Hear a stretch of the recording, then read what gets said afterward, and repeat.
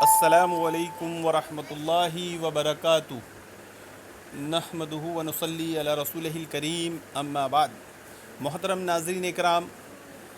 دماغی مریضوں کا محقق جسے دماغی مریض انڈیا کا زبیر علی زئی سمجھنے کی غلطی اور گستاخی اور حماقت اور بیوقوفی کرتے ہیں، تو ان کے مناظرے کے چیلنج میں نے جواباً الزامی جواب کے طور پر یہ بات کہی تھی کہ جسے تم انڈیا کا زبیر علی زئی سمجھتے ہو، مجھ سے مناظرہ انشاءاللہ ہوگا تو میں اسے انڈیا کا لڈن جعفری ثابت کروں گا۔ اور الحمدللہ ہم نے 2 بار کی 2 آڈیو میں 1.5 گھنٹے کی ہے، 2 گھنٹے کی ہے، اس میں اسے انڈیا کا لڈن جعفری ثابت کیے ہیں، کیونکہ ان میں اس آڈیو میں اس نے غلطی نہیں، غلطیوں کا مجموعہ ثابت ہوا ہے، اور غلطیوں پہ غلطیاں کیا ہے، اور چنانچہ اس کی غلطیوں کی انتہا نہیں رہی، اس لیے ہم نے ان غلطیوں پر علماء اہل حدیث کی طرف رجوع کیا۔ تو علماء اہل حدیث نے یہ مطالبہ کیا ہے کہ اس سے کہیں، اگر وہ صحیح بخاری کی اس روایت کے تعلق سے کہتا ہے کہ روایت ضعیف ہے، تو وہ ایک آرٹیکل لکھے اس پر، اور اس پر اپنے استاذوں سے جن کے نام وہ مناظرے میں لینے سے ڈر گیا، بچک گیا، گھبرا گیا، بھاگ گیا، پتہ نہیں کس خوف سے،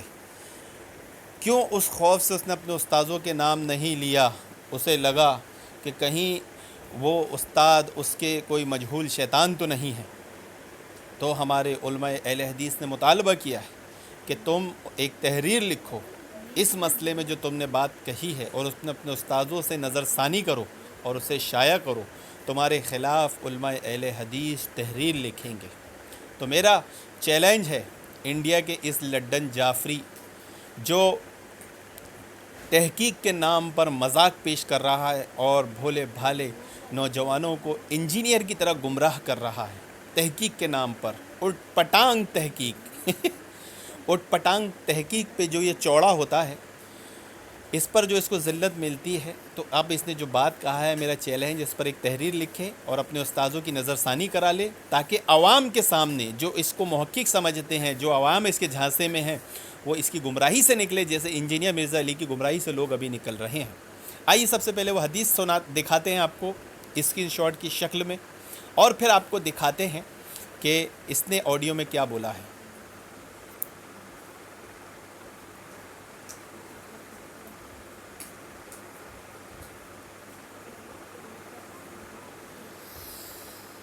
آپ نے محترم ناظرین اکرام مناظرے میں سنا ہوگا کہ صحیح بخاری حدیث نمبر 7112 جو یزید بن معاویہ میں بھی نقل ہے، اور اس میں یہ الفاظ موجود ہیں کہ مکہ میں جو عبداللہ بن زبیر رضی اللہ عنہ ہیں، واللہ وہ صرف دنیا کے لیے لڑ رہے ہیں۔ یہ الفاظ یزید بن معاویہ علی کتاب میں بھی ہے، جس پر اس کذاب نے کہا کہ اس میں شیخ کفایت نے ابن زبیر کا جو نام لیا ہے یہ اپنی طرف سے ڈالا ہے۔ بہت بڑا جھوٹا ہے، بہت بڑا مکار ہے، بہت بڑا دھوکے باز ہے، اور تحقیق کے نام پر یہ لوگوں کو ایسے دھوکے میں ڈال رہا ہے کہ انہیں دماغی مریض بنا رہا ہے۔ اب یہ اسلام 360 کا اسکرین شاٹ ہے، اس میں بھی عبداللہ ابن زبیر کا نام ہے، تو شیخ کفایت کو پر ہی گستاخی کا الزام کیوں لگاتا ہے؟ ان پر کیوں نہیں لگاتا؟ کیوں نہیں کہتا ہے کہ مشجرات صحابہ ہیں؟ آئیے ایک اسکرین شاٹ اور دکھاتا ہوں آپ کو، اس روایت کو اس نے ضعیف کہا ہے۔ یہ رہی صحیح بخاری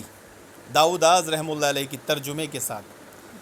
عربی میں بھی وہی الفاظ ہیں اور اردو ترجمے بھی وہی ہیں کہ جو مکہ میں عبداللہ ابن زبیر لڑ رہے ہیں، واللہ وہ صرف دنیا کے لیے لڑ رہے ہیں، کیونکہ یہاں دنیا کے لیے لڑ رہا ہے، ہم کہنے کی جرت ہمت نہیں کریں گے کیونکہ صحابہ ہیں، ترجمے میں یہ بات ہے، لیکن ہم کہیں گے کہ وہ لڑ رہے ہیں ادب کے ساتھ۔ اب یہ صحیح بخاری میں بھی ہے داؤداز رحمہ اللہ علیہ کی، تو کبھی اس نے اس پر کہا ہے کہ یہ گستاخی ہے؟ یہ داؤداز رحمہ اللہ علیہ نے گستاخی کی ہے، تو پھر یہ کیوں چلاتا ہے کہ شیخ کفایت نے گستاخی کی؟ اصل میں اس لیے کہ اس اجماع کے منکر ٹولے کے خلاف شیخ کفایت ایسے ایسے دلائل کتاب و سنت سے نکال کر لائے ہیں جنہوں نے ان کے شیعہ موقف کو باطل کیا ہے۔ روافظ والے موقف کو کربلا کے مسئلے میں، بنو امیہ کے خلاف، بنو امیہ کے مسئلے میں ان کا جو موقف ہے وہ شیعہ و رافضیوں والا ہے، اور اب صرف شیعہ و رافضی والا موقف ثابت نہیں ہو رہا ہے، اس کے اس بیان سے یہ ثابت ہو رہا ہے کہ صحیحین پر یہ حملہ کر رہا ہے۔ آئیے سنیے کیا کہتا ہے۔ رضی اللہ عنہ کی غلطی کوئی بھی ثابت نہیں ہو رہی۔ اچھا جن روایتوں سے یہ غلطی ثابت کرنا چاہ رہے ہیں تو وہ روایتیں ضعیف ہیں، جیسے بخاری کی یہ روایت تھی۔ تو ہمارا اشکال یہ تھا کہ عبداللہ بن زبیر نے مکے کی جو دیکھا آپ نے، صحیح بخاری کی 7112 حدیث کو یہ ضعیف کہہ رہا ہے، اجماع کا انکار کر رہا ہے، صحیح مسلم پر حملہ کا صحیحین پر حملہ کر رہا ہے، تو یہ کام تو کوئی رافضی ہی کر سکتا ہے، اہل سنت نہیں کر سکتا، یہ کام کوئی نازبی کر سکتا ہے۔ آج اللہ تعالیٰ نے وہ دن دکھایا ہے کہ جنہیں یہ نازبی کہہ کے چلاتے تھے، آج یہ خود نازبی ثابت ہو رہے ہیں۔ تو میں نے 2 حوالے دیا ہوں، اور پھر میں وہ مطالبہ دہراتا ہوں، علماء اہل حدیث سے میں نے اس مسئلے میں گفتگو کیا ہے، انہوں نے کہا ہے اس کذاب سے کہیں کہ اس پر ایک تحریر لکھیں، کیونکہ آڈیو ریکارڈنگ میں تو کوئی بھی پلٹ جاتا ہے، بول دے گا میری آواز کو ایڈٹ کیے تھے، یہ کیے تھے، وہ کیے تھے، میں کچھ اور بولنا چاہ رہا تھا۔ تحریر اس مسئلے میں لکھے اور تحریر پر نظر ثانی کرا لے اپنے استاذوں سے، جن مجہول شیطانوں کا اس نے مناظرے میں نام لینے سے بھی ڈر گیا، گھبرا گیا، بھاگ گیا، اسے ذلت کا خوف ستانے لگا، اور پھر تحریر کا انشاءاللہ علماء اہل حدیث اسے منہ توڑ جواب دیں گے، کیونکہ اس نے معمولی کام نہیں کیا ہے، اس نے منہج اہل حدیث پر حملہ کیا ہے، اس نے صحیحین پر حملہ کیا ہے، اس نے اہل حدیث علماء پر طعن کیا ہے، ان کی گستاخی کیا ہے، ان کی توہین کیا ہے، صرف اپنی جہالت میں، اپنی لا علمی میں، اپنے علم کے زوم پر۔ آج کیسے کیسے آ گئے لوگ، صرف عربی پڑھنا سیکھ جاتے ہیں تو اپنے کو بہت بڑا محقق سمجھ لیتے ہیں۔ انجینئر بنا عربی کے بھی اتنا بڑا محقق ہے، تو جس لڈن جعفری کو عربی آ گئی وہ کتنا بڑا محقق سمجھتا ہوگا۔ اس لیے میں نے اسے انجینئر سے 2 قدم آگے بتایا ہے کہ انجینئر تو صحابہ کی گستاخی خود کرتا ہے، یہ نہیں کہتا اہل حدیث علماء کر رہے میں نہیں کر رہا ہوں، یہ انجینئر سے 2 قدم آگے ہے، کیونکہ محقق ہے، یہ اپنے اوپر الزام آنے ہی نہیں دیتا، اور اہل حدیث علماء کے نام لے کر کہتا ہے کہ دیکھو انہوں نے صحیح بخاری کے حدیث کا حوالہ دے کر صحابہ کی گستاخی کی، اس میں عبداللہ بن زبیر کا نام ہے ہی نہیں، اپنی طرف سے ڈال دیا، نعوذ باللہ، اور یہ مشاجرات صحابہ ہے، اور یہ صحابہ کے گستاخ ہیں، جبکہ یہ خود یہ کہنا چاہ رہا ہے۔ صحیح بخاری میں یہ بات ہے،